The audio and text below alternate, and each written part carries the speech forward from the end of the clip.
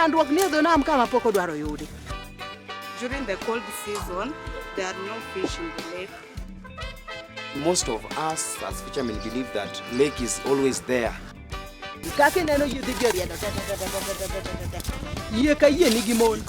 Find that a number of us, the fishermen and the fishmongers, the ladies the women some of us tend to share.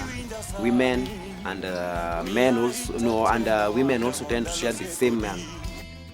We prefer this one because it pays instantly. We have so many children who are orphans in this area. I have to do it.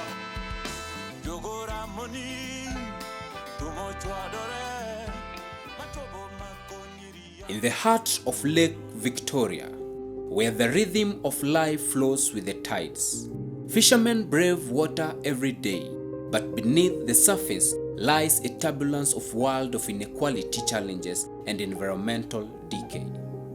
This is the untold story of those who depend on the lake and oceanic bounty, for where every catch is a struggle and every day is a battle for survival. I come from Sori community. My parents died a long time ago. My father was a fisherman. He died during the fishing activities. And my mother, due to stress, he also passed away. Nyithindo ginigi chandruok mapok odwaro yudi. To koro ka jonyuol gisetho kamano, nyathi bende jaboyang' no wuonda, to jaboyang' no miye mana ich, to jaboyang' no onyuol mana kode nyathi machielo. Koro pidho nyithindgi to pidho nyathine. There is also a decline in fish, especially the Nile perch, due to the some of the pollutants that are released into the lake. Some are very poisonous to the fish and the aquatic things living in the water. There is a decline in the variety of Nile perch since there are some harmful methods that are used in fishing.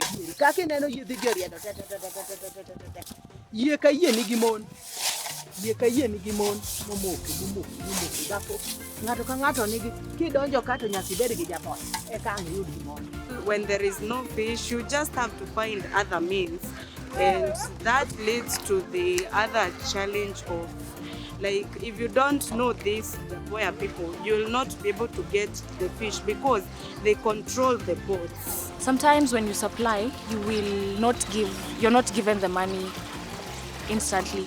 The debts, they pile up more than I can be able to pay, and I have to survive. The woman fishmonger will come to the male fisherman with no money and will be like, I don't have money, can we go and do something so that I give me fish? Most of us as fishermen believe that lake is always there. We misuse it in women, we misuse it in drinking alcohol, like taking the illegal drugs. But from that, we are not mentally stable. Fishing is more than a profession to many. It may be a way of life, yet each day's catch grows more. With me, I do fishing out of passion since I started doing it with my father when I was still young. I used to go with him every early in the morning on weekdays, weekends, and from the skills he had, I got to know some of the fishing activities, and that is how I inherited the skill from him. Since I acquired this skill from my father, he left me a dozen of boats that I am able to manage. With this, during evening time, I offer the fishermen some money to buy fuel that they will be using to ride into the lake into. And I also give them some money that they will be able to use as their night expenses. My daily routine as a fisherman, I usually wake up at exactly 4 a.m. in the morning. I set my tools and equipment in readiness for fishing. From the house, from my rentals, I go directly to the beach, pack my belongings, including the fish nets, like these ones you see around me, I also pack up the sinkers, the floaters I have in readiness for the catch. I take off into the lakes. Thereafter, I cast my net in expectant of heavy catch.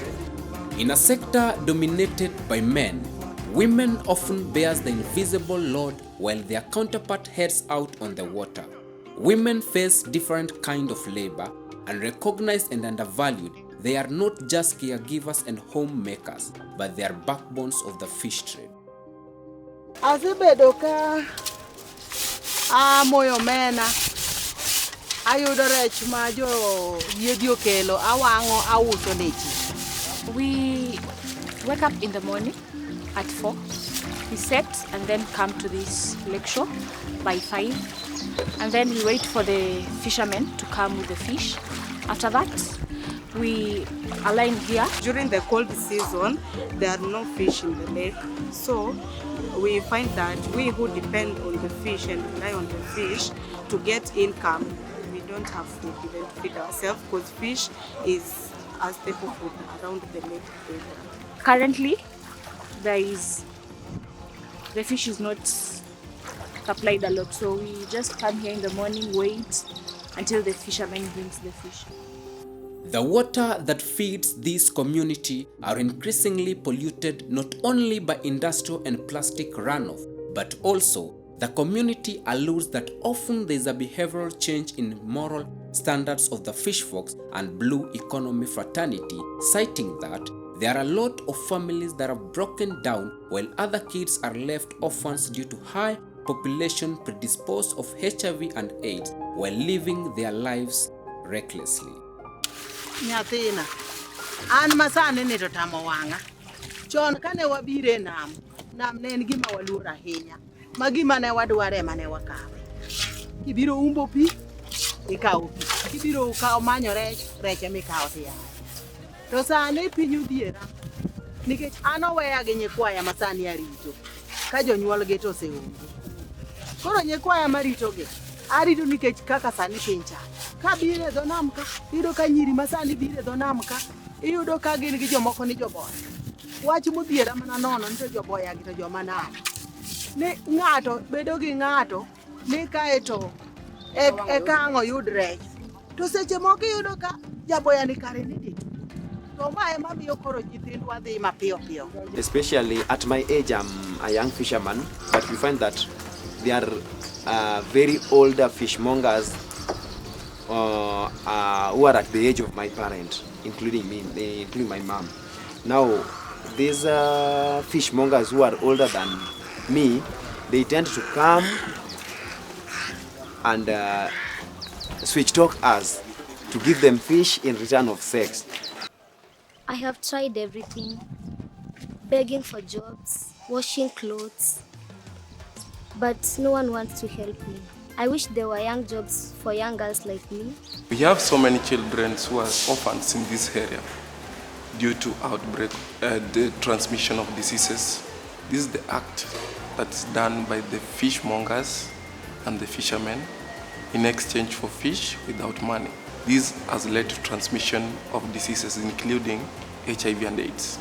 We understand that HIV and AIDS is an incurable disease and it leads to death, leaving behind children without parents. Access to better equipment, education and sustainable practices is essential for the future of fishing community, but there is hope.